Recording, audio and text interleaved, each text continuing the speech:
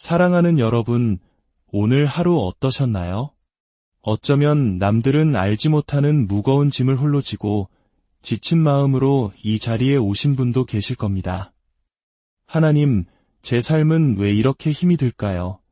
수없이 되뇌었지만 세상은 여전히 차갑고 내 마음은 누구 하나 알아주지 않는 것 같아 외로웠던 밤들이 있었을지 모릅니다. 혹시 지금 당신이 걷고 있는 길이 마치 빛 한 줄기 들어오지 않는 깊고 어두운 사망의 골짜기처럼 느껴지시나요? 괜찮습니다. 우리 모두는 각자의 골짜기를 지납니다. 누군가는 경제적인 어려움의 골짜기를, 누군가는 자녀의 문제로, 또 다른 누군가는 예고 없이 찾아온 건강의 불안이라는 골짜기를 지나고 있지요. 겉으로는 아무렇지 않은 듯 웃고 있지만 속으로는 깊은 외로움과 두려움에 밤마다 하나님께 눈물로 기도하는 분들이 분명 계실 겁니다. 오늘 이 귀한 말씀을 듣기 전 잠시 여러분께 부탁드립니다. 이 채널의 구독과 알림 설정을 통해 하나님의 위로가 담긴 메시지를 가장 먼저 받아보세요. 또한 이 영상을 주변에 사랑하는 이들에게 공유해 주십시오. 여러분의 손길 하나가 지금 어두운 골짜기를 걷고 있는 누군가에게 하나님의 빛을 전하는 귀한 축복의 통로가 될 것입니다. 이 말씀을 듣는 모든 분들의 삶 위에 주님의 평안이 강물처럼 흐르기를 간절히 기도합니다. 그런데 놀라운 사실이 있습니다. 역사상 수많은 믿음의 선배들이 바로 그 가장 외롭고 힘든 인생의 골짜기 한복판에서 이전과는 비교할 수 없는 새로운 믿음을 경험했고 세상이 줄 수 없는 깊은 평안을 다시 누리게 되었다는 것입니다. 어떻게 그것이 가능했을까요? 어디서 그런 힘이 나왔을까요? 그 중심에는 단 6구절의 짧은 고백, 시편 23편이 있었습니다. 너무나 익숙해서 자칫 그 깊이를 놓치기 쉬운 이 말씀이 어떤 이에게는 생의 마지막 순간까지 붙들었던 유일한 유언이 되었고 또 어떤 이에게는 모든 것을 잃은 절망의 자리에서 다시 일어나게 만든 생명의 말씀이 되었습니다. 왜일까요? 왜 시편 23편은 수천 년의 시간을 넘어 수많은 사람들의 인생을 바꾸는 능력이 되었을까요? 그 이유는 단 하나입니다. 이 말씀은 단순히 다윗이라는 한 사람의 아름다운 신앙 고백이 아니라 오늘 바로 이 자리에서 고단한 삶을 살아가는 우리 한 사람을 향한 하나님의 살아있는 약속이기 때문입니다. 그렇기에 지금 이 순간 이 말씀을 듣는 여러분은 단지 아름다운 시 한 편을 감상하는 것이 아니라 창조주 하나님께서 내 삶의 가장 깊은 곳으로 친히 걸어 들어오시는 거룩한 임재의 현장을 경험하게 될 것입니다. 지금부터 우리는 하나님께서 직접 우리에게 들려주시는 시편 23편, 그 말씀의 깊고 놀라운 은혜 속으로 함께 들어가 보겠습니다. 첫 번째 약속, 여호와는 나의 목자시니 내게 부족함이 없으리로다. 시편 23편의 이 첫 구절은 성경 전체를 관통하는 하나님의 사랑과 책임, 그 마음을 단 한 문장에 응축해 놓은 위대한 선언입니다. 우리는 여기서 단순한 시적 표현을 읽는 것이 아닙니다. 이 말씀은 하나님과 나 사이의 관계를 새롭게 정의하고 흔들리던 내 삶의 주권을 다시 하나님께 돌려드리는 가장 강력한 믿음의 선포입니다. 여호와는 나의 목자시니 이 짧은 표현에서 가장 중요한 단어는 바로 나의입니다. 하나님은 저 멀리 하늘에 계신 위대하고 두려운 창조주가 아니라 바로 나의 인생을 한 걸음 한 걸음 친히 돌보시는 인격적인 목자라는 고백입니다. 다윗은 이스라엘의 목자 혹은 온 인류의 목자라고 말하지 않고 철저히 개인적인 관계 안에서 나의 목자라고 고백합니다. 이 고백은 막연한 믿음을 넘어 하나님과의 깊고 친밀한 교제를 전제합니다. 여러분, 성경시대의 목자는 어떤 존재였을까요? 목자는 단순히 양들을 이리저리 끌고 다니며 풀을 먹이는 사람이 아니었습니다. 그들은 양 한 마리 한 마리의 이름을 불렀고 성격과 약점까지 모두 파악했습니다. 밤이 되면 광야의 굶주린 맹수들로부터 양들을 지키기 위해 목숨을 걸고 싸웠으며 양이 가시덤불에 걸려 상처라도 입으면 조심스럽게 기름을 발라 치유해 주었습니다.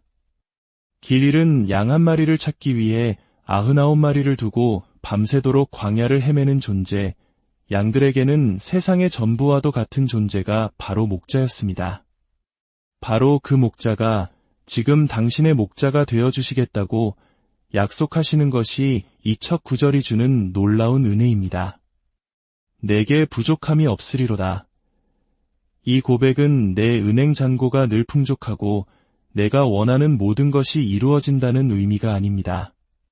세상 모든 사람이 나를 인정해주고 내 앞길에 어떤 장애물도 없다는 뜻도 아닙니다. 진짜 부족함이 없다는 것은 지금 내가 가진 것이 많아서가 아니라 전능하신 하나님이 나의 목자로서 내 삶 전체를 붙들고 계시다는 믿음 안에서 누리는 절대적인 마음의 평안을 의미합니다. 내가 지금 가진 것이 비록 적을지라도 내 상황이 남들보다 초라해 보일지라도 선한 목자 되신 하나님이 나를 인도하시기에 나는 반드시 가장 좋은 때에 필요한 것을 공급받게 될 것이며 결국 내 인생은 어떤 것도 잃는 것이 없다는 담대한 신뢰가 바로 이 고백에 담겨 있습니다. 오늘 불안과 염려로 가득 찬 당신의 마음에 이 첫 번째 약속을 깊이 새겨보십시오. 여호와는 나의 목자이십니다. 그러므로 내게는 부족함이 없습니다. 이 고백이 당신의 입에서 선포되는 순간 불안은 떠나가고 그 자리에 주님이 주시는 평안이 자리 잡게 될 것입니다. 두 번째 약속, 그가 나를 푸른 풀밭에 누이시며 쉴만한 물가로 인도하시는도다.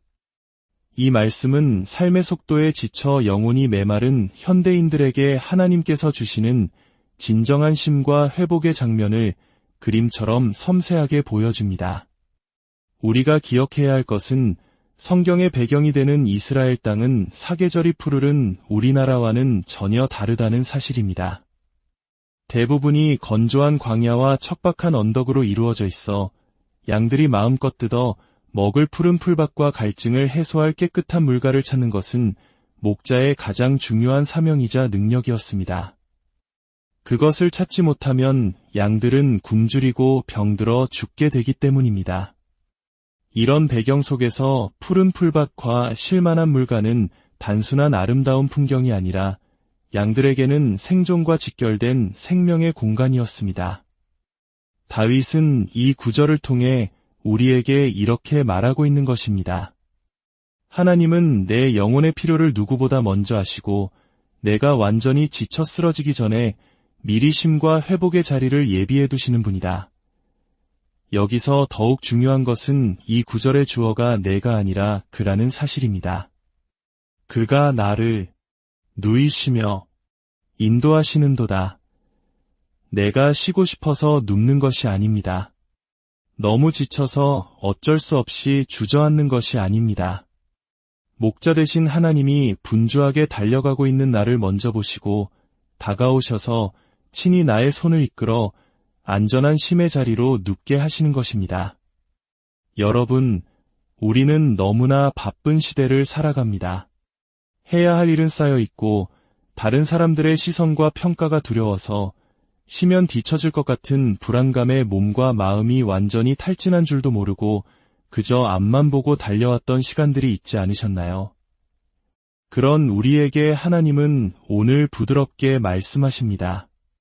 사랑하는 아들아, 사랑하는 딸아, 이제 잠시 쉬어도 괜찮다. 내가 너를 위해 모든 것을 완벽하게 준비해둔 쉼의 자리로 내가 친히 너를 이끌어주겠다. 또한 누이신다는 표현에 주목해야 합니다. 양은 본래 경계심이 매우 많아 웬만해서는 편안히 눕지 않는 동물입니다. 주변에 어떤 위협도 없고 배가 부르며 무엇보다 자신을 지켜주는 목자가 바로 곁에 있다는 절대적인 확신이 들 때에만 비로소 몸을 뉘이고 쉽니다. 즉, 내가 주님 앞에서 온전히 쉴 수 있다는 것은 그만큼 내가 하나님을 신뢰하게 되었다는 믿음의 증거입니다. 혹시 요즘 마음이 바싹 마르고 영혼의 갈증을 느끼고 계시진 않으신가요? 오늘 밤 이 말씀을 붙들고 모든 염려를 내려놓으십시오. 하나님께서 당신의 심을 책임지십니다. 그 믿음 안에서 잠시 눈을 감고 깊은 안식을 누리셔도 괜찮습니다. 세 번째 약속, 내 영혼을 소생시키시고 자기 이름을 위하여 위의 길로 인도하시는도다. 이 구절은 삶의 방향을 잃고 영혼의 중심이 완전히 무너진 사람에게 다시 살아갈 이유와 목적을 회복시켜주시는 놀라운 말씀입니다. 다윗은 내 영혼을 회복시키시고 가 아니라 소생시키시고 라고 고백합니다. 소생이라는 단어의 히브리어 언어는 단순히 기운을 차리는 것을 넘어 되돌리다, 다시 숨을 불어넣다라는 훨씬 더 강력한 의미를 가집니다. 이것은 마치 숨이 멎어가던 사람에게 다시 생명의 호흡을 불어넣는 것과 같은 하나님의 창조적인 능력과 은혜를 의미합니다. 우리는 종종 몸은 건강하지만 영혼은 완전히 탈진해버린 상태를 경험합니다. 사랑하는 사람에게 깊이 실망했을 때, 오랫동안 준비했던 일에서 실패하여 자존감이 무너졌을 때, 간절한 기도에도 불구하고 아무런 변화가 없는 현실 앞에서 하나님이 정말 살아계신지 의심이 들 때, 바로 그런 순간들이 우리 영혼을 죽어가게 만듭니다. 그러나 기억하십시오. 하나님은 우리가 영적으로 완벽하고 믿음이 충만할 때만 함께 하시는 분이 아닙니다. 오히려 우리 영혼의 불꽃이 꺼져가고 믿음의 뿌리마저 흔들리는 바로 그 절망의 순간에 가장 가까이 찾아오셔서 당신의 생명의 숨결을 불어넣어 우리를 다시 살리시는 분, 소생시키시는 분입니다. 그리고 하나님은 우리를 다시 살리시는 것에서 그치지 않고 자기 이름을 위하여 위의 길로 인도하십니다. 여기서 위의 길이란 단순히 착하게 사는 길이 아니라 하나님과의 올바른 관계 안에서 걷는 바른 길, 생명의 길을 의미합니다. 그런데 우리를 그 길로 인도하실까요? 우리가 잘나서가 아닙니다. 우리가 그럴 자격이 있어서도 아닙니다. 바로 하나님 자기 자신의 이름을 위하여 그렇게 하십니다. 이것은 하나님의 신실하심에 대한 선포입니다. 하나님은 한 번 맺은 언약을 결코 저버리지 않으시는 분, 자신의 명예를 걸고 약속을 지키시는 분입니다. 우리는 수없이 넘어지고 약속을 잊지만 하나님은 언제나 당신의 이름에 걸맞게 우리를 포기하지 않으시고 다시 바른 길로 이끌어 주십니다. 그러니 지금 실수하고 넘어져 주저앉아 있을지라도 절망하지 마십시오. 당신을 향한 하나님의 인도하심은 결코 멈추지 않았습니다. 그 길의 끝에는 반드시 회복과 생명이 기다리고 있습니다. 네 번째 약속, 내가 사망의 음침한 골짜기로 다닐지라도 해를 두려워하지 않을 것은 주께서 나와 함께 하심이라. 주의 지팡이와 막대기가 나를 안위하시나이다. 이 구절은 시편 23편 전체의 심장과도 같은 부분이며 가장 많은 눈물과 가장 깊은 믿음의 고백이 담겨있는 구절입니다. 푸른 풀밭의 평화는 잠시, 이제 인생의 여정은 짙은 어둠이 깔린 사망의 음침한 골짜기로 접어듭니다. 여기서 우리가 주목해야 할 놀라운 사실은 다윗이 골짜기를 피해가게 해달라고 기도하지 않는다는 점입니다. 그는 그 골짜기를 다닐지라도라고 말하며 그 고난의 현장을 통과하고 있음을 담담히 고백합니다. 그렇습니다. 믿음이 있다고 해서 고난이 면제되는 것은 아닙니다. 우리 역시 사랑하는 사람을 떠나보내는 이별의 골짜기, 관계가 깨어지는 아픔의 골짜기, 꿈이 좌절되는 실패의 골짜기를 지나야 할 때가 있습니다. 사망의 음침한 골짜기란 고대 유대 땅에서 목자들이 다음 풀밭으로 양들을 이끌고 가기 위해 반드시 지나야만 했던, 낮에도 빛이 잘 들지 않는 깊고 험한 협곡을 의미합니다. 그곳에는 길을 잃을 위험과 숨어있는 맹수의 위협이 도사리고 있었습니다. 피하고 싶지만 반드시 지나야만 하는 길이었습니다. 그러나 그 모든 두려움을 이기는 단 하나의 확신이 있습니다. 바로 주께서 나와 함께 하심이라. 이것이 어둠을 지나갈 수 있는 유일한 이유이자 능력입니다. 여러분, 우리 삶의 가장 큰 위로는 다 괜찮아질 거야 라는 막연한 희망이 아닙니다. 진짜 위로는 지금 이 어둠 속에서도 하나님이 바로 내 곁에서 함께 걷고 계신다 는 임재의 확신입니다. 하나님은 골짜기 저편에서 우리를 기다리시는 분이 아니라 골짜기 안에서 우리의 손을 붙잡고 함께 울고 함께 걸으시는 분입니다. 그리고 그분은 두 가지 도구를 들고 계십니다. 주의 지팡이와 막대기. 지팡이는 끝이 구부러져 있어 양들이 곁길로 빠지려 할 때 부드럽게 끌어당겨 바른 길로 인도하는 인도와 교정의 도구입니다. 반면 막대기는 단단하고 굵은 몽둥이로 맹수들이 공격해올 때 양들을 지키고 싸우는 보호와 능력의 무기입니다. 하나님은 한 손에는 지팡이로 우리를 가장 선한 길로 인도하시고 다른 한 손에는 막대기로 우리를 위협하는 모든 악한 세력으로부터 강력하게 지켜주시는 분입니다.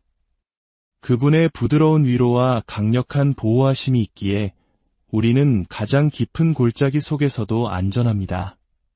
다섯 번째 약속. 주께서 내 원수의 목전에서 내게 상을 차려주시고 기름을 내 머리에 부으셨으니 내 잔이 넘치나이다. 사망의 골짜기를 통과한 후 장면은 극적으로 전환됩니다. 이제 하나님은 목자가 아니라 위대한 왕이자 잔치의 주인이 되어 우리를 맞이하십니다. 그런데 그 잔치상이 어디에 차려집니까? 바로 내 원수의 목전에서입니다. 이것은 세상의 논리로는 상상할 수 없는 놀랍고도 통쾌한 역전의 장면입니다. 보통 우리는 원수 앞에서는 숨거나 도망치기 마련입니다.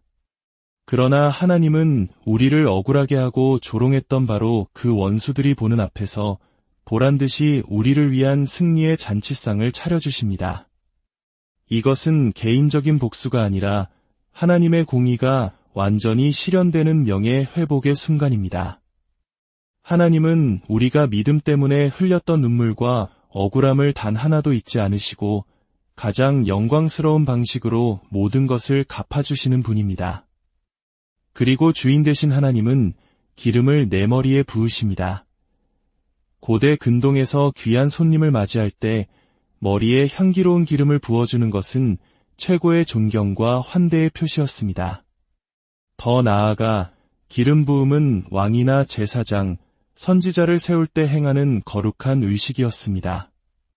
즉, 이 장면은 하나님께서 우리를 단순히 손님으로 대우하시는 것을 넘어 너는 나의 고난을 통과한 존귀한 자녀여, 나의 특별한 목적을 위해 택함받은 자다라고는 세상 앞에 인정해 주시는 인치심의 순간입니다. 그 결과 다윗은 이렇게 외칩니다. 내 잔이 넘치나이다. 이것은 단순히 감정이 벅차오른다는 표현이 아닙니다. 하나님께서 부어주시는 은혜와 축복이 내 인생이라는 그릇의 필요를 채우고도 남아서 흘러넘쳐 주변까지 적시는 충만함의 상태를 의미합니다. 혹시 지금 억울한 상황과 관계 속에서 고통받고 계십니까? 기억하십시오. 하나님은 당신을 위해 이미 승리의 식탁을 준비하고 계십니다. 그리고 마침내 당신의 잔을 넘치도록 채워주실 것입니다. 여섯 번째 약속. 내 평생의 선하심과 인자하심이 반드시 나를 따르리니 내가 여호와의 집에 영원히 살리로다. 시편 23편의 대장정은 이 마지막 구절, 그 어떤 고백보다 더 확고하고 장엄한 믿음의 선포로 마무리됩니다. 다윗은 내 평생에 라고 말합니다. 좋을 때나 나쁠 때나 건강할 때나 병들었을 때나 인생의 모든 순간을 포함하는 이 고백 위에 두 가지가 반드시 따라온다고 선언합니다. 바로 하나님의 선하심과 인자하심입니다. 선하심은 우리를 향한 하나님의 근본적인 성품이며 인자하심은 결코 끊어지지 않는 언약적인 사랑과 자비를 의미합니다. 그런데 이 두 가지가 우리를 따른다고 말합니다. 여기서 따르다로 번역된 히브리어는 단순히 뒤를 따라오는 것이 아니라 마치 사냥꾼이 사냥감을 쫓듯 맹렬하게 추적하다, 끝까지 쫓아오다라는 매우 적극적이고 열정적인 의미를 가집니다. 이것이 얼마나 놀라운 은혜입니까? 우리가 때로 하나님을 등지고 도망치려 할 때조차 하나님의 선하심과 인자하심은 우리를 포기하지 않고 끝까지 추적하여 다시 우리를 당신의 품으로 되돌려 놓으신다는 약속입니다. 그리고 이 모든 여정의 최종 목적지가 어디입니까? 내가 여호와의 집에 영원히 살리로다. 다윗은 깨달았습니다. 목동의 초장도 왕의 궁전도 자신의 진짜 집이 아니었습니다. 그의 영혼이 진정으로 안식할 수 있는 유일한 집은 바로 하나님의 임재한 하나님 아버지의 품이었습니다. 이 고백은 이 땅에서의 삶을 넘어 죽음 이후에도 영원히 계속될 하나님과의 완전한 동행에 대한 소망의 선언입니다. 이 땅의 여정이 끝나는 날, 우리는 마침내 우리의 진짜 본향, 아버지의 집으로 돌아가게 될 것입니다. 사랑하는 여러분, 시편 23편은 다윗만의 이야기가 아닙니다. 오늘 예수 그리스도를 나의 목자로 고백하는 우리 모두의 인생 여정이 될 수 있습니다. 지금 내가 서 있는 곳이 푸른 초장이든 깊은 골짜기이든 원수 앞의 식탁이든 상관없습니다. 선한 목자 되신 하나님은 단 한순간도 당신을 떠나지 않으시고 함께 걷고 계십니다. 그분의 선하심은 당신의 실수보다 크고 그분의 인자하심은 당신의 연약함보다 강합니다. 위대한 약속의 말씀이 당신의 삶의 깊은 위로와 새로운 힘이 되기를, 그리고 당신의 인생 여정의 마지막 날에 내 평생의 선하심과 인자하심이 나를 따랐으니 이제 내가 여호와의 집에 영원히 거하리로다 라고 담대히 고백하게 되기를. 사랑하는 여러분, 오늘 하루 어떠셨나요? 어쩌면 남들은 알지 못하는 무거운 짐을 홀로 지고 지친 마음으로 이 자리에 오신 분도 계실 겁니다. 하나님, 제 삶은 왜 이렇게 힘이 들까요? 수없이 되뇌었지만 세상은 여전히 차갑고 내 마음은 누구 하나 알아주지 않는 것 같아 외로웠던 밤들이 있었을지 모릅니다. 혹시 지금 당신이 걷고 있는 길이 마치 빛 한 줄기 들어오지 않는 깊고 어두운 사망의 골짜기처럼 느껴지시나요? 괜찮습니다. 우리 모두는 각자의 골짜기를 지납니다. 누군가는 경제적인 어려움의 골짜기를, 누군가는 자녀의 문제로, 또 다른 누군가는 예고 없이 찾아온 건강의 불안이라는 골짜기를 지나고 있지요. 겉으로는 아무렇지 않은 듯 웃고 있지만 속으로는 깊은 외로움과 두려움에 밤마다 하나님께 눈물로 기도하는 분들이 분명 계실 겁니다. 오늘 이 귀한 말씀을 듣기 전 잠시 여러분께 부탁드립니다. 이 채널의 구독과 알림 설정을 통해 하나님의 위로가 담긴 메시지를 가장 먼저 받아보세요. 또한 이 영상을 주변에 사랑하는 이들에게 공유해 주십시오. 여러분의 손길 하나가 지금 어두운 골짜기를 걷고 있는 누군가에게 하나님의 빛을 전하는 귀한 축복의 통로가 될 것입니다. 이 말씀을 듣는 모든 분들의 삶 위에 주님의 평안이 강물처럼 흐르기를 간절히 기도합니다. 그런데 놀라운 사실이 있습니다.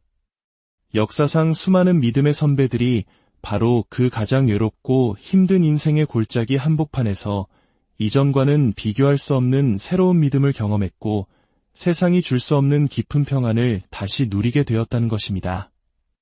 어떻게 그것이 가능했을까요? 어디서 그런 힘이 나왔을까요? 그 중심에는 단 6구절의 짧은 고백, 시편 23편이 있었습니다. 너무나 익숙해서 자칫 그 깊이를 놓치기 쉬운 이 말씀이 어떤 이에게는 생의 마지막 순간까지 붙들었던 유일한 유언이 되었고, 또 어떤 이에게는 모든 것을 잃은 절망의 자리에서 다시 일어나게 만든 생명의 말씀이 되었습니다. 왜일까요? 왜 시편 23편은 수천 년의 시간을 넘어 수많은 사람들의 인생을 바꾸는 능력이 되었을까요? 그 이유는 단 하나입니다. 이 말씀은 단순히 다윗이라는 한 사람의 아름다운 신앙 고백이 아니라 오늘 바로 이 자리에서 고단한 삶을 살아가는 우리 한 사람을 향한 하나님의 살아있는 약속이기 때문입니다. 그렇기에 지금 이 순간 이 말씀을 듣는 여러분은 단지 아름다운 시 한 편을 감상하는 것이 아니라 창조주 하나님께서 내 삶의 가장 깊은 곳으로 친히 걸어 들어오시는 거룩한 임재의 현장을 경험하게 될 것입니다. 지금부터 우리는 하나님께서 직접 우리에게 들려주시는 시편 23편, 그 말씀의 깊고 놀라운 은혜 속으로 함께 들어가 보겠습니다. 첫 번째 약속, 여호와는 나의 목자시니 내게 부족함이 없으리로다. 시편 23편의 이 첫 구절은 성경 전체를 관통하는 하나님의 사랑과 책임, 그 마음을 단 한 문장에 응축해 놓은 위대한 선언입니다. 우리는 여기서 단순한 시적 표현을 읽는 것이 아닙니다. 이 말씀은 하나님과 나 사이의 관계를 새롭게 정의하고 흔들리던 내 삶의 주권을 다시 하나님께 돌려드리는 가장 강력한 믿음의 선포입니다. 여호와는 나의 목자시니 이 짧은 표현에서 가장 중요한 단어는 바로 나의입니다. 하나님은 저 멀리 하늘에 계신 위대하고 두려운 창조주가 아니라 바로 나의 인생을 한 걸음 한 걸음 친히 돌보시는 인격적인 목자라는 고백입니다. 다윗은 이스라엘의 목자 혹은 온 인류의 목자라고 말하지 않고 철저히 개인적인 관계 안에서 나의 목자라고 고백합니다. 이 고백은 막연한 믿음을 넘어 하나님과의 깊고 친밀한 교제를 전제합니다. 여러분, 성경시대의 목자는 어떤 존재였을까요?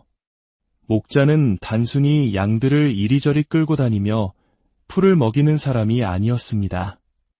그들은 양 한 마리 한 마리의 이름을 불렀고 성격과 약점까지 모두 파악했습니다. 밤이 되면 광야에 굶주린 맹수들로부터 양들을 지키기 위해 목숨을 걸고 싸웠으며 양이 가시덤불에 걸려 상처라도 입으면 조심스럽게 기름을 발라 치유해 주었습니다. 길 잃은 양 한 마리를 찾기 위해 99마리를 두고 밤새도록 광야를 헤매는 존재, 양들에게는 세상의 전부와도 같은 존재가 바로 목자였습니다. 바로 그 목자가 지금 당신의 목자가 되어주시겠다고 약속하시는 것이 이 첫 구절이 주는 놀라운 은혜입니다. 내게 부족함이 없으리로다. 이 고백은 내 은행 잔고가 늘 풍족하고 내가 원하는 모든 것이 이루어진다는 의미가 아닙니다. 세상 모든 사람이 나를 인정해주고 내 앞길에 어떤 장애물도 없다는 뜻도 아닙니다. 진짜 부족함이 없다는 것은 지금 내가 가진 것이 많아서가 아니라 전능하신 하나님이 나의 목자로서 내 삶 전체를 붙들고 계시다는 믿음 안에서 누리는 절대적인 마음의 평안을 의미합니다. 내가 지금 가진 것이 비록 적을지라도 내 상황이 남들보다 초라해 보일지라도 선한 목자 되신 하나님이 나를 인도하시기에 나는 반드시 가장 좋은 때에 필요한 것을 공급받게 될 것이며 결국 내 인생은 어떤 것도 잃는 것이 없다는 담대한 신뢰가 바로 이 고백에 담겨 있습니다.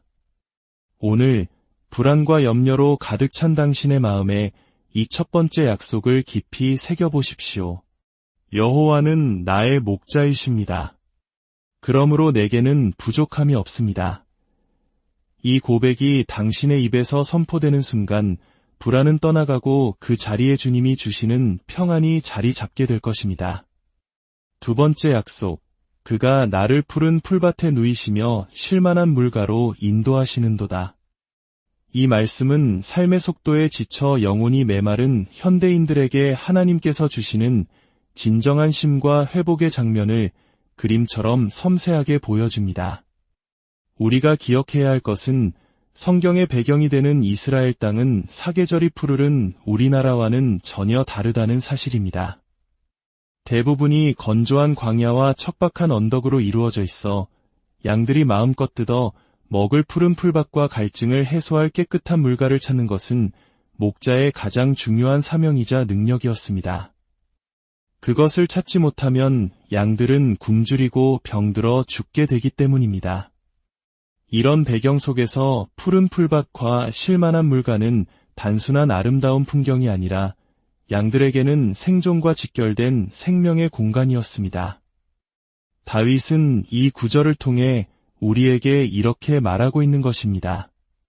하나님은 내 영혼의 필요를 누구보다 먼저 아시고 내가 완전히 지쳐 쓰러지기 전에 미리 쉼과 회복의 자리를 예비해 두시는 분이다. 여기서 더욱 중요한 것은 이 구절의 주어가 내가 아니라 그라는 사실입니다. 그가 나를 누이시며 인도하시는도다. 내가 쉬고 싶어서 눕는 것이 아닙니다. 너무 지쳐서 어쩔 수 없이 주저앉는 것이 아닙니다. 목자 되신 하나님이 분주하게 달려가고 있는 나를 먼저 보시고 다가오셔서 친히 나의 손을 이끌어 안전한 쉼의 자리로 눕게 하시는 것입니다. 여러분, 우리는 너무나 바쁜 시대를 살아갑니다. 해야 할 일은 쌓여 있고 다른 사람들의 시선과 평가가 두려워서 쉬면 뒤처질 것 같은 불안감에 몸과 마음이 완전히 탈진한 줄도 모르고 그저 앞만 보고 달려왔던 시간들이 있지 않으셨나요? 그런 우리에게 하나님은 오늘 부드럽게 말씀하십니다. 사랑하는 아들아, 사랑하는 딸아, 이제 잠시 쉬어도 괜찮다. 내가 너를 위해 모든 것을 완벽하게 준비해둔 쉼의 자리로 내가 친히 너를 이끌어주겠다. 또한 누이신다는 표현에 주목해야 합니다. 양은 본래 경계심이 매우 많아 웬만해서는 편안히 눕지 않는 동물입니다. 주변에 어떤 위협도 없고 배가 부르며 무엇보다 자신을 지켜주는 목자가 바로 곁에 있다는 절대적인 확신이 들 때에만 비로소 몸을 뉘이고 쉽니다. 즉, 내가 주님 앞에서 온전히 쉴 수 있다는 것은 그만큼 내가 하나님을 신뢰하게 되었다는 믿음의 증거입니다. 혹시 요즘 마음이 바싹 마르고 영혼의 갈증을 느끼고 계시진 않으신가요? 오늘 밤 이 말씀을 붙들고 모든 염려를 내려놓으십시오. 하나님께서 당신의 쉼을 책임지십니다. 그 믿음 안에서 잠시 눈을 감고 깊은 안식을 누리셔도 괜찮습니다. 세 번째 약속, 내 영혼을 소생시키시고 자기 이름을 위하여 위의 길로 인도하시는도다. 이 구절은 삶의 방향을 잃고 영혼의 중심이 완전히 무너진 사람에게 다시 살아갈 이유와 목적을 회복시켜 주시는 놀라운 말씀입니다. 다윗은 내 영혼을 회복시키시고 가 아니라 소생시키시고 라고 고백합니다. 소생이라는 단어의 히브리어 원어는 단순히 기운을 차리는 것을 넘어 되돌리다, 다시 숨을 불어넣다라는 훨씬 더 강력한 의미를 가집니다. 이것은 마치 숨이 멎어가던 사람에게 다시 생명의 호흡을 불어넣는 것과 같은 하나님의 창조적인 능력과 은혜를 의미합니다. 우리는 종종 몸은 건강하지만 영혼은 완전히 탈진해버린 상태를 경험합니다. 사랑하는 사람에게 깊이 실망했을 때, 오랫동안 준비했던 일에서 실패하여 자존감이 무너졌을 때, 간절한 기도에도 불구하고 아무런 변화가 없는 현실 앞에서 하나님이 정말 살아계신지 의심이 들 때, 바로 그런 순간들이 우리 영혼을 죽어가게 만듭니다. 그러나 기억하십시오. 하나님은 우리가 영적으로 완벽하고 믿음이 충만할 때만 함께 하시는 분이 아닙니다. 오히려 우리 영혼의 불꽃이 꺼져가고 믿음의 뿌리마저 흔들리는 바로 그 절망의 순간에 가장 가까이 찾아오셔서 당신의 생명의 숨결을 불어넣어 우리를 다시 살리시는 분, 소생시키시는 분입니다. 그리고 하나님은 우리를 다시 살리시는 것에서 그치지 않고 자기 이름을 위하여 위의 길로 인도하십니다. 여기서 위의 길이란 단순히 착하게 사는 길이 아니라 하나님과의 올바른 관계 안에서 걷는 바른 길, 생명의 길을 의미합니다. 그런데 우리를 그 길로 인도하실까요? 우리가 잘나서가 아닙니다. 우리가 그럴 자격이 있어서도 아닙니다. 바로 하나님 자기 자신의 이름을 위하여 그렇게 하십니다. 이것은 하나님의 신실하심에 대한 선포입니다. 하나님은 한번 맺은 언약을 결코 저버리지 않으시는 분, 자신의 명예를 걸고 약속을 지키시는 분입니다. 우리는 수없이 넘어지고 약속을 잊지만 하나님은 언제나 당신의 이름에 걸맞게 우리를 포기하지 않으시고 다시 바른 길로 이끌어 주십니다. 그러니 지금 실수하고 넘어져 주저앉아 있을지라도 절망하지 마십시오. 당신을 향한 하나님의 인도하심은 결코 멈추지 않았습니다. 그 길의 끝에는 반드시 회복과 생명이 기다리고 있습니다. 네 번째 약속. 내가 사망의 음침한 골짜기로 다닐지라도 해를 두려워하지 않을 것은 주께서 나와 함께 하심이라. 주의 지팡이와 막대기가 나를 안위하시나이다. 이 구절은 시편 23편 전체의 심장과도 같은 부분이며 가장 많은 눈물과 가장 깊은 믿음의 고백이 담겨 있는 구절입니다. 푸른 풀밭의 평화는 잠시, 이제 인생의 여정은 짙은 어둠이 깔린 사망의 음침한 골짜기로 접어듭니다. 여기서 우리가 주목해야 할 놀라운 사실은 다윗이 골짜기를 피해가게 해달라고 기도하지 않는다는 점입니다. 그는 그 골짜기를 다닐지라도라고 말하며 그 고난의 현장을 통과하고 있음을 담담히 고백합니다. 그렇습니다. 믿음이 있다고 해서 고난이 면제되는 것은 아닙니다. 우리 역시 사랑하는 사람을 떠나보내는 이별의 골짜기, 관계가 깨어지는 아픔의 골짜기, 꿈이 좌절되는 실패의 골짜기를 지나야 할 때가 있습니다. 사망의 음침한 골짜기란 고대 유대 땅에서 목자들이 다음 풀밭으로 양들을 이끌고 가기 위해 반드시 지나야만 했던 낮에도 빛이 잘 들지 않는 깊고 험한 협곡을 의미합니다. 그곳에는 길을 잃을 위험과 숨어있는 맹수의 위협이 도사리고 있었습니다. 피하고 싶지만 반드시 지나야만 하는 길이었습니다. 그러나 그 모든 두려움을 이기는 단 하나의 확신이 있습니다. 바로 주께서 나와 함께 하심이라. 이것이 어둠을 지나갈 수 있는 유일한 이유이자 능력입니다. 여러분, 우리 삶의 가장 큰 위로는 다 괜찮아질 거야라는 막연한 희망이 아닙니다. 진짜 위로는 지금 이 어둠 속에서도 하나님이 바로 내 곁에서 함께 걷고 계신다 는 임재의 확신입니다. 하나님은 골짜기 저편에서 우리를 기다리시는 분이 아니라 골짜기 안에서 우리의 손을 붙잡고 함께 울고 함께 걸으시는 분입니다. 그리고 그분은 두 가지 도구를 들고 계십니다. 주의 지팡이와 막대기. 지팡이는 끝이 구부러져 있어 양들이 곁길로 빠지려 할 때 부드럽게 끌어당겨 바른 길로 인도하는 인도와 교정의 도구입니다. 반면 막대기는 단단하고 굵은 몽둥이로 맹수들이 공격해올 때 양들을 지키고 싸우는 보호와 능력의 무기입니다.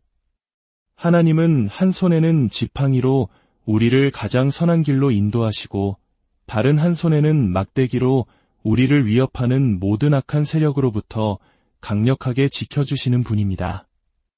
그분의 부드러운 위로와 강력한 보호하심이 있기에 우리는 가장 깊은 골짜기 속에서도 안전합니다. 다섯 번째 약속. 주께서 내 원수의 목전에서 내게 상을 차려주시고 기름을 내 머리에 부으셨으니 내 잔이 넘치나이다. 사망의 골짜기를 통과한 후 장면은 극적으로 전환됩니다. 이제 하나님은 목자가 아니라 위대한 왕이자 잔치의 주인이 되어 우리를 맞이하십니다. 그런데 그 잔치상이 어디에 차려집니까? 바로 내 원수의 목전에서입니다. 이것은 세상의 논리로는 상상할 수 없는 놀랍고도 통쾌한 역전의 장면입니다. 보통 우리는 원수 앞에서는 숨거나 도망치기 마련입니다. 그러나 하나님은 우리를 억울하게 하고 조롱했던 바로 그 원수들이 보는 앞에서 보란듯이 우리를 위한 승리의 잔치상을 차려주십니다. 이것은 개인적인 복수가 아니라 하나님의 공의가 완전히 실현되는 명예 회복의 순간입니다. 하나님은 우리가 믿음 때문에 흘렸던 눈물과 억울함을 단 하나도 잊지 않으시고 가장 영광스러운 방식으로 모든 것을 갚아주시는 분입니다. 그리고 주인 되신 하나님은 기름을 내 머리에 부으십니다. 고대 근동에서 귀한 손님을 맞이할 때 머리에 향기로운 기름을 부어주는 것은 최고의 존경과 환대의 표시였습니다. 더 나아가 기름 부음은 왕이나 제사장, 선지자를 세울 때 행하는 거룩한 의식이었습니다. 즉, 이 장면은 하나님께서 우리를 단순히 손님으로 대우하시는 것을 넘어 너는 나의 고난을 통과한 존귀한 자녀여, 나의 특별한 목적을 위해 택함받은 자다라고는 세상 앞에 인정해 주시는 인치심의 순간입니다. 그 결과 다윗은 이렇게 외칩니다. 내 잔이 넘치나이다. 이것은 단순히 감정이 벅차오른다는 표현이 아닙니다. 하나님께서 부어주시는 은혜와 축복이 내 인생이라는 그릇의 필요를 채우고도 남아서 흘러넘쳐 주변까지 적시는 충만함의 상태를 의미합니다. 혹시 지금 억울한 상황과 관계 속에서 고통받고 계십니까? 기억하십시오. 하나님은 당신을 위해 이미 승리의 식탁을 준비하고 계십니다. 그리고 마침내 당신의 잔을 넘치도록 채워주실 것입니다. 6번째 약속. 내 평생의 선하심과 인자하심이 반드시 나를 따르리니 내가 여호와의 집에 영원히 살리로다. 시편 23편의 대장정은 이 마지막 구절, 그 어떤 고백보다 더 확고하고 장엄한 믿음의 선포로 마무리됩니다. 다윗은 내 평생에 라고 말합니다. 좋을 때나 나쁠 때나 건강할 때나 병들었을 때나 인생의 모든 순간을 포함하는 이 고백 위에 두 가지가 반드시 따라온다고 선언합니다. 바로 하나님의 선하심과 인자하심입니다. 선하심은 우리를 향한 하나님의 근본적인 성품이며 인자하심은 결코 끊어지지 않는 언약적인 사랑과 자비를 의미합니다. 그런데 이 두 가지가 우리를 따른다고 말합니다. 여기서 따르다로 번역된 히브리어는 단순히 뒤를 따라오는 것이 아니라 마치 사냥꾼이 사냥감을 쫓듯 맹렬하게 추적하다, 끝까지 쫓아오다라는 매우 적극적이고 열정적인 의미를 가집니다. 이것이 얼마나 놀라운 은혜입니까? 우리가 때로 하나님을 등지고 도망치려 할 때조차 하나님의 선하심과 인자하심은 우리를 포기하지 않고 끝까지 추적하여 다시 우리를 당신의 품으로 되돌려 놓으신다는 약속입니다. 그리고 이 모든 여정의 최종 목적지가 어디입니까? 내가 여호와의 집에 영원히 살리로다. 다윗은 깨달았습니다. 목동의 초장도 왕의 궁전도 자신의 진짜 집이 아니었습니다. 그의 영혼이 진정으로 안식할 수 있는 유일한 집은 바로 하나님의 임재한 하나님 아버지의 품이었습니다. 이 고백은 이 땅에서의 삶을 넘어 죽음 이후에도 영원히 계속될 하나님과의 완전한 동행에 대한 소망의 선언입니다. 이 땅의 여정이 끝나는 날, 우리는 마침내 우리의 진짜 본향, 아버지의 집으로 돌아가게 될 것입니다. 사랑하는 여러분, 시편 23편은 다윗만의 이야기가 아닙니다. 오늘 예수 그리스도를 나의 목자로 고백하는 우리 모두의 인생 여정이 될 수 있습니다. 지금 내가 서 있는 곳이 푸른 초장이든 깊은 골짜기이든 원수 앞의 식탁이든 상관없습니다. 선한 목자 되신 하나님은 단 한순간도 당신을 떠나지 않으시고 함께 걷고 계십니다. 그분의 선하심은 당신의 실수보다 크고 그분의 인자하심은 당신의 연약함보다 강합니다. 위대한 약속의 말씀이 당신의 삶의 깊은 위로와 새로운 힘이 되기를, 그리고 당신의 인생 여정의 마지막 날에 내 평생의 선하심과 인자하심이 나를 따랐으니 이제 내가 여호와의 집에 영원히 거하리로다 라고 담대히 고백하게 되기를. 사랑하는 여러분, 오늘 하루 어떠셨나요? 어쩌면 남들은 알지 못하는 무거운 짐을 홀로 지고 지친 마음으로 이 자리에 오신 분도 계실 겁니다. 하나님, 제 삶은 왜 이렇게 힘이 들까요? 수없이 되뇌었지만 세상은 여전히 차갑고 내 마음은 누구 하나 알아주지 않는 것 같아 외로웠던 밤들이 있었을지 모릅니다. 혹시 지금 당신이 걷고 있는 길이 마치 빛 한 줄기 들어오지 않는 깊고 어두운 사망의 골짜기처럼 느껴지시나요? 괜찮습니다. 우리 모두는 각자의 골짜기를 지납니다. 누군가는 경제적인 어려움의 골짜기를, 누군가는 자녀의 문제로, 또 다른 누군가는 예고 없이 찾아온 건강의 불안이라는 골짜기를 지나고 있지요. 겉으로는 아무렇지 않은 듯 웃고 있지만 속으로는 깊은 외로움과 두려움에 밤마다 하나님께 눈물로 기도하는 분들이 분명 계실 겁니다. 오늘 이 귀한 말씀을 듣기 전 잠시 여러분께 부탁드립니다. 이 채널의 구독과 알림 설정을 통해 하나님의 위로가 담긴 메시지를 가장 먼저 받아보세요. 또한 이 영상을 주변에 사랑하는 이들에게 공유해 주십시오. 여러분의 손길 하나가 지금 어두운 골짜기를 걷고 있는 누군가에게 하나님의 빛을 전하는 귀한 축복의 통로가 될 것입니다. 이 말씀을 듣는 모든 분들의 삶 위에 주님의 평안이 강물처럼 흐르기를 간절히 기도합니다. 그런데 놀라운 사실이 있습니다. 역사상 수많은 믿음의 선배들이 바로 그 가장 외롭고 힘든 인생의 골짜기 한복판에서 이전과는 비교할 수 없는 새로운 믿음을 경험했고 세상이 줄 수 없는 깊은 평안을 다시 누리게 되었다는 것입니다. 어떻게 그것이 가능했을까요?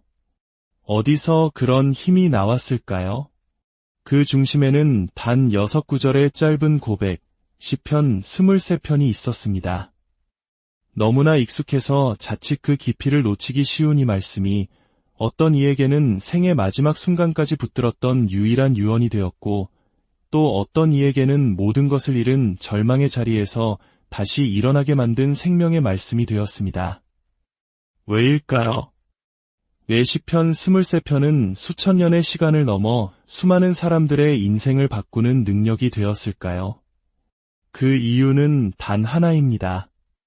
이 말씀은 단순히 다윗이라는 한 사람의 아름다운 신앙 고백이 아니라 오늘 바로 이 자리에서 고단한 삶을 살아가는 우리 한 사람을 향한 하나님의 살아있는 약속이기 때문입니다.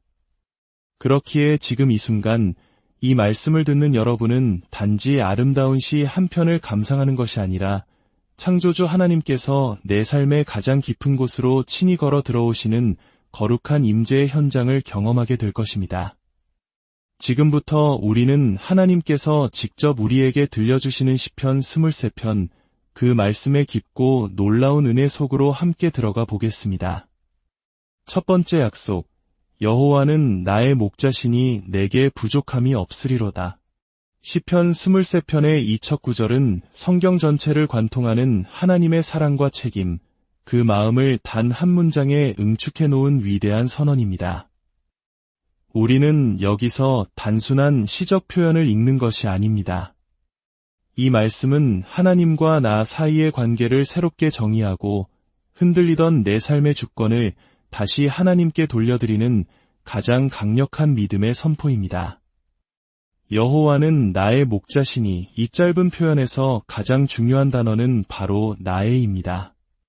하나님은 저 멀리 하늘에 계신 위대하고 두려운 창조주가 아니라 바로 나의 인생을 한 걸음 한 걸음 친히 돌보시는 인격적인 목자라는 고백입니다. 다윗은 이스라엘의 목자 혹은 온 인류의 목자라고 말하지 않고 철저히 개인적인 관계 안에서 나의 목자라고 고백합니다. 이 고백은 막연한 믿음을 넘어 하나님과의 깊고 친밀한 교제를 전제합니다. 여러분, 성경시대의 목자는 어떤 존재였을까요? 목자는 단순히 양들을 이리저리 끌고 다니며 풀을 먹이는 사람이 아니었습니다. 그들은 양 한 마리 한 마리의 이름을 불렀고 성격과 약점까지 모두 파악했습니다. 밤이 되면 광야의 굶주린 맹수들로부터 양들을 지키기 위해 목숨을 걸고 싸웠으며 양이 가시덤불에 걸려 상처라도 입으면 조심스럽게 기름을 발라 치유해 주었습니다. 길 잃은 양 한 마리를 찾기 위해 99마리를 두고 밤새도록 광야를 헤매는 존재, 양들에게는 세상의 전부와도 같은 존재가 바로 목자였습니다. 바로 그 목자가 지금 당신의 목자가 되어주시겠다고 약속하시는 것이 이 첫 구절이 주는 놀라운 은혜입니다. 내게 부족함이 없으리로다. 이 고백은 내 은행 잔고가 늘 풍족하고 내가 원하는 모든 것이 이루어진다는 의미가 아닙니다. 세상 모든 사람이 나를 인정해주고 내 앞길에 어떤 장애물도 없다는 뜻도 아닙니다. 진짜 부족함이 없다는 것은 지금 내가 가진 것이 많아서가 아니라 전능하신 하나님이 나의 목자로서 내 삶 전체를 붙들고 계시다는 믿음 안에서 누리는 절대적인 마음의 평안을 의미합니다. 내가 지금 가진 것이 비록 적을지라도 내 상황이 남들보다 초라해 보일지라도 선한 목자 되신 하나님이 나를 인도하시기에 나는 반드시 가장 좋은 때에 필요한 것을 공급받게 될 것이며 결국 내 인생은 어떤 것도 잃는 것이 없다는 담대한 신뢰가 바로 이 고백에 담겨 있습니다. 오늘 불안과 염려로 가득 찬 당신의 마음에 이 첫 번째 약속을 깊이 새겨보십시오. 여호와는 나의 목자이십니다. 그러므로 내게는 부족함이 없습니다. 이 고백이 당신의 입에서 선포되는 순간 불안은 떠나가고 그 자리에 주님이 주시는 평안이 자리 잡게 될 것입니다. 두 번째 약속, 그가 나를 푸른 풀밭에 누이시며 쉴만한 물가로 인도하시는도다. 이 말씀은 삶의 속도에 지쳐 영혼이 메마른 현대인들에게 하나님께서 주시는 진정한 쉼과 회복의 장면을 그림처럼 섬세하게 보여줍니다. 우리가 기억해야 할 것은 성경의 배경이 되는 이스라엘 땅은 사계절이 푸르른 우리나라와는 전혀 다르다는 사실입니다. 대부분이 건조한 광야와 척박한 언덕으로 이루어져 있어 양들이 마음껏 뜯어 먹을 푸른 풀밭과 갈증을 해소할 깨끗한 물가를 찾는 것은 목자의 가장 중요한 사명이자 능력이었습니다. 그것을 찾지 못하면 양들은 굶주리고 병들어 죽게 되기 때문입니다. 이런 배경 속에서 푸른 풀밭과 쉴만한 물가는 단순한 아름다운 풍경이 아니라 양들에게는 생존과 직결된 생명의 공간이었습니다. 다윗은 이 구절을 통해 우리에게 이렇게 말하고 있는 것입니다. 하나님은 내 영혼의 필요를 누구보다 먼저 아시고 내가 완전히 지쳐 쓰러지기 전에 미리 쉼과 회복의 자리를 예비해 두시는 분이다. 여기서 더욱 중요한 것은 이 구절의 주어가 내가 아니라 그라는 사실입니다. 그가 나를 누이시며 인도하시는도다. 내가 쉬고 싶어서 눕는 것이 아닙니다. 너무 지쳐서 어쩔 수 없이 주저앉는 것이 아닙니다. 목자 되신 하나님이 분주하게 달려가고 있는 나를 먼저 보시고 다가오셔서 친히 나의 손을 이끌어 안전한 쉼의 자리로 눕게 하시는 것입니다. 여러분, 우리는 너무나 바쁜 시대를 살아갑니다. 해야 할 일은 쌓여 있고 다른 사람들의 시선과 평가가 두려워서 쉬면 뒤처질 것 같은 불안감에 몸과 마음이 완전히 탈진한 줄도 모르고 그저 앞만 보고 달려왔던 시간들이 있지 않으셨나요? 그런 우리에게 하나님은 오늘 부드럽게 말씀하십니다. 사랑하는 아들아, 사랑하는 딸아, 이제 잠시 쉬어도 괜찮다. 내가 너를 위해 모든 것을 완벽하게 준비해둔 쉼의 자리로 내가 친히 너를 이끌어주겠다. 또한 누이신다는 표현에 주목해야 합니다. 양은 본래 경계심이 매우 많아 옛만에서는 편안히 눕지 않는 동물입니다. 주변에 어떤 위협도 없고 배가 부르며 무엇보다 자신을 지켜주는 목자가 바로 곁에 있다는 절대적인 확신이 들 때에만 비로소 몸을 뉘이고 쉽니다. 즉, 내가 주님 앞에서 온전히 쉴 수 있다는 것은 그만큼 내가 하나님을 신뢰하게 되었다는 믿음의 증거입니다. 혹시 요즘 마음이 바싹 마르고 영혼의 갈증을 느끼고 계시진 않으신가요? 오늘 밤 이 말씀을 붙들고 모든 염려를 내려놓으십시오. 하나님께서 당신의 쉼을 책임지십니다. 그 믿음 안에서 잠시 눈을 감고 깊은 안식을 누리셔도 괜찮습니다. 세 번째 약속, 내 영혼을 소생시키시고 자기 이름을 위하여 위의 길로 인도하시는도다. 이 구절은 삶의 방향을 잃고 영혼의 중심이 완전히 무너진 사람에게 다시 살아갈 이유와 목적을 회복시켜 주시는 놀라운 말씀입니다. 다윗은 내 영혼을 회복시키시고 가 아니라 소생시키시고 라고 고백합니다. 소생이라는 단어의 히브리어 원어는 단순히 기운을 차리는 것을 넘어 되돌리다, 다시 숨을 불어넣다라는 훨씬 더 강력한 의미를 가집니다. 이것은 마치 숨이 멎어가던 사람에게 다시 생명의 호흡을 불어넣는 것과 같은 하나님의 창조적인 능력과 은혜를 의미합니다. 우리는 종종 몸은 건강하지만 영혼은 완전히 탈진해버린 상태를 경험합니다. 사랑하는 사람에게 깊이 실망했을 때, 오랫동안 준비했던 일에서 실패하여 자존감이 무너졌을 때, 간절한 기도에도 불구하고 아무런 변화가 없는 현실 앞에서 하나님이 정말 살아계신지 의심이 들 때, 바로 그런 순간들이 우리 영혼을 죽어가게 만듭니다. 그러나 기억하십시오. 하나님은 우리가 영적으로 완벽하고 믿음이 충만할 때만 함께 하시는 분이 아닙니다. 오히려 우리 영혼의 불꽃이 꺼져가고 믿음의 뿌리마저 흔들리는 바로 그 절망의 순간에 가장 가까이 찾아오셔서 당신의 생명의 숨결을 불어넣어 우리를 다시 살리시는 분, 소생시키시는 분입니다. 그리고 하나님은 우리를 다시 살리시는 것에서 그치지 않고 자기 이름을 위하여 의의 길로 인도하십니다. 여기서 의의 길이란 단순히 착하게 사는 길이 아니라 하나님과의 올바른 관계 안에서 걷는 바른 길, 생명의 길을 의미합니다. 그런데 우리를 그 길로 인도하실까요? 우리가 잘나서가 아닙니다. 우리가 그럴 자격이 있어서도 아닙니다. 바로 하나님 자기 자신의 이름을 위하여 그렇게 하십니다. 이것은 하나님의 신실하심에 대한 선포입니다. 하나님은 한 번 맺은 언약을 결코 저버리지 않으시는 분, 자신의 명예를 걸고 약속을 지키시는 분입니다. 우리는 수없이 넘어지고 약속을 잊지만 하나님은 언제나 당신의 이름에 걸맞게 우리를 포기하지 않으시고 다시 바른 길로 이끌어 주십니다. 그러니 지금 실수하고 넘어져 주저앉아 있을지라도 절망하지 마십시오. 당신을 향한 하나님의 인도하심은 결코 멈추지 않았습니다. 그 길의 끝에는 반드시 회복과 생명이 기다리고 있습니다. 네 번째 약속, 내가 사망의 음침한 골짜기로 다닐지라도 해를 두려워하지 않을 것은 주께서 나와 함께 하심이라. 주의 지팡이와 막대기가 나를 안위하시나이다.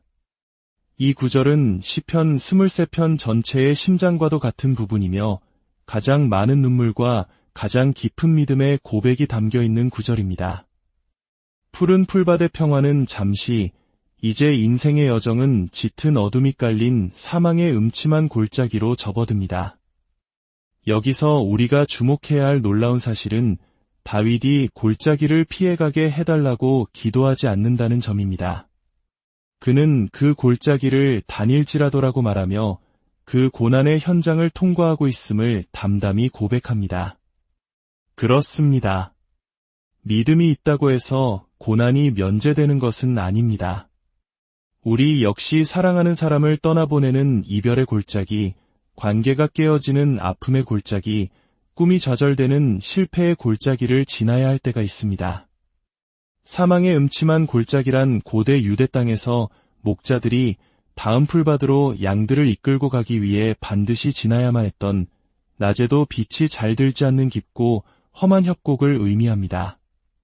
그곳에는 길을 잃을 위험과 숨어있는 맹수의 위협이 도사리고 있었습니다. 피하고 싶지만 반드시 지나야만 하는 길이었습니다. 그러나 그 모든 두려움을 이기는 단 하나의 확신이 있습니다. 바로 주께서 나와 함께 하심이라. 이것이 어둠을 지나갈 수 있는 유일한 이유이자 능력입니다. 여러분, 우리 삶의 가장 큰 위로는 다 괜찮아질 거야 라는 막연한 희망이 아닙니다. 진짜 위로는 지금 이 어둠 속에서도 하나님이 바로 내 곁에서 함께 걷고 계신다 는 임재의 확신입니다. 하나님은 골짜기 저편에서 우리를 기다리시는 분이 아니라 골짜기 안에서 우리의 손을 붙잡고 함께 울고 함께 걸으시는 분입니다. 그리고 그분은 두 가지 도구를 들고 계십니다.